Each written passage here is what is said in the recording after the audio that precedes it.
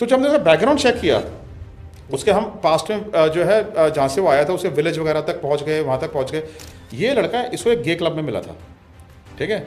इस आदमी ने इसका भी बैकग्राउंड नहीं चेक किया था। जब मैंने इसका बैकग्राउंड चेक किया तो पता क्या पता चला, इसके फादर ना सब्जी का ठेला लगाते थे। इतनी लो क्लास फैमिली से था वो लड़का, ठीक है। फिजिक जिम विम जाके अपनी अच्छी कर ली थी उसने, पर्सनैलिटी अपनी अच्छी कर ली थी। और फिर हमने पता किया ये बाइसेक्सुअल है, इसमें लड़कियों के साथ रिलेशन थे, लड़कों के साथ रिलेशनशिप्स थे पहले, ठीक है। और एक नंबर का लालची है। कितने तो उसने बैंक्स को डिफॉल्ट किया हुआ था, क्रेडिट कार्ड लेता था और यूज़ करता था, थ्रो कर देता था, ठीक है। उनको पैसे नहीं देता बैंक को कभी भी, किसी भी, कम से कम 12-15 क्रेडिट कार्ड के उसके डिफॉल्ट्स थे, ठीक है। सो हमने इसका रियल कैरेक्टर तो हमें पता चल गया, that was not good enough. हमने कहा कि इसको जो है ना, क्योंकि वो साइको हो गया था, याद है मैंने बताया था कि वो एकदम साइको हो गया सुन के कि वो किसी और का जा नहीं सकता, वो मेरा है, वो मेरा है।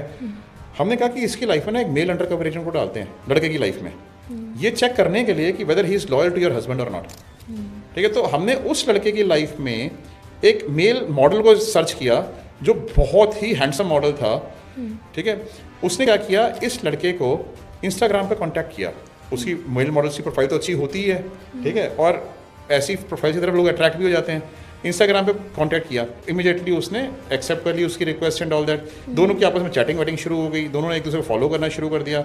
अब चैटिंग वैटिंग करके उसने एक दिन इसको मिलने के लिए बोला, ठीक है। जब ये मिलने के लिए वहाँ पे पहुँचा, ठीक है, दोनों की आपस में आमने सामने बैठ के बात हुई, तो दोनों ने आपस में ड्रिंक्स वगैरह करी।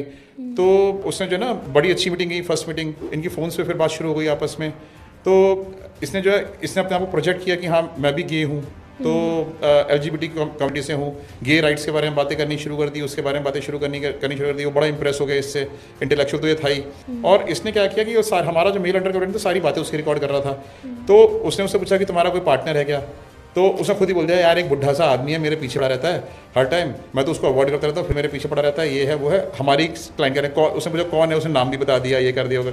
तो बेसिकली क्या है कि उसने खुद ही बता दिया कि that he is cheating with this clients husband, कि वो मेरे पीछे पड़ा रहता है। हमने उस सारी बातों की रिकॉर्डिंग्स कर ली, ठीक है। तो फिर इसने उसको ओपन ऑफर दिया हमारे अंडर कवर एजेंट कि let's go to a hotel together, spend some time together, ठीक है। तो इसने कहा कि चलो ठीक है हम इस होटल में मिलते हैं, ये वो।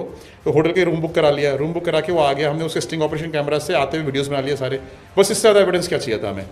That was quite good enough to prove. हमने वो सारे एविडेंसेस जो है अपनी क्लाइंट को सबमिट किए, क्लाइंट ने वो सारे एविडेंसेस अपने हस्बैंड को सबमिट किए, तब जाके उसके हस्बैंड की आंखें खुली कि what is he spending on. तब तक तो पता नहीं कितने करोड़ रुपए की प्रॉपर्टी नाम भी कर चुका था उसके, जो उसको कभी वापस भी नहीं मिली।